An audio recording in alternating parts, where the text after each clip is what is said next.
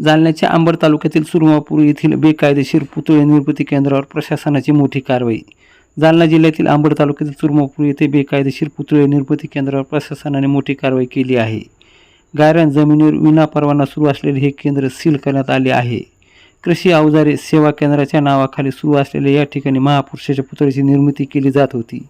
या प्रकरणातील मुख्य सूत्रधार बाळराजे आवारे पाटील यांना यापूर्वीच सोलापूर पोलिसांनी अटक केली आहे.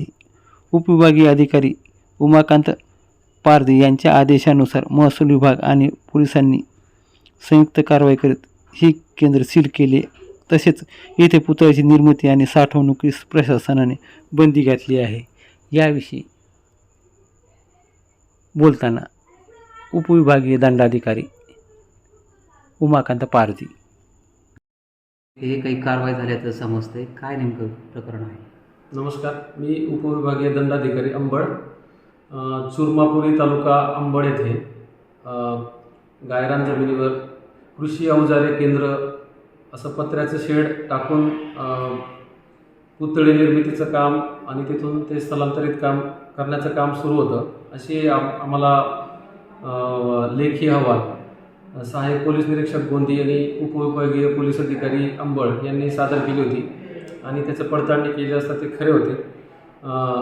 श्री बाळराजे आवारे पाटील या इसमावर राज्यात विविध ठिकाणी 8 प्रकारचे गंभीर स्वरूपाचे गुन्हे दाखल आहेत असेही त्यांनी निदर्शनास आणून दिले.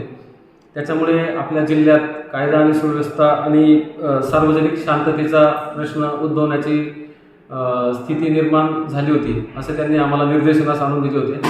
म्हणून भारतीय नागरी संहिताचे कलम 163 नुसार आम्ही त्याच्यात मनाई हुकूम काढलेला आहे.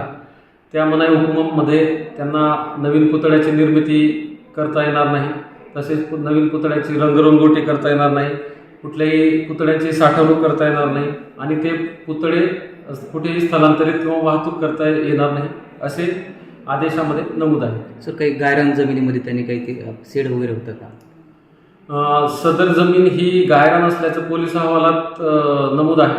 त्यासाठी आम्ही तहसीलदार अंबड यांना आदेशित केलेलं आहे की सदर जागेची कसून तपासणी करून त्यावर MLRC कलम 50 प्रमाणे कारवाई करण्याचं आम्ही आदेशित केलेलं आहे आणि त्याप्रमाणे त्यांची पुढील कार्यवाही सुरू आहे. काही पुतळे ही जप्त करण्यात आल्याची प्राथमिक माहिती मिळते, त्या संदर्भात आपण काय सांगाल?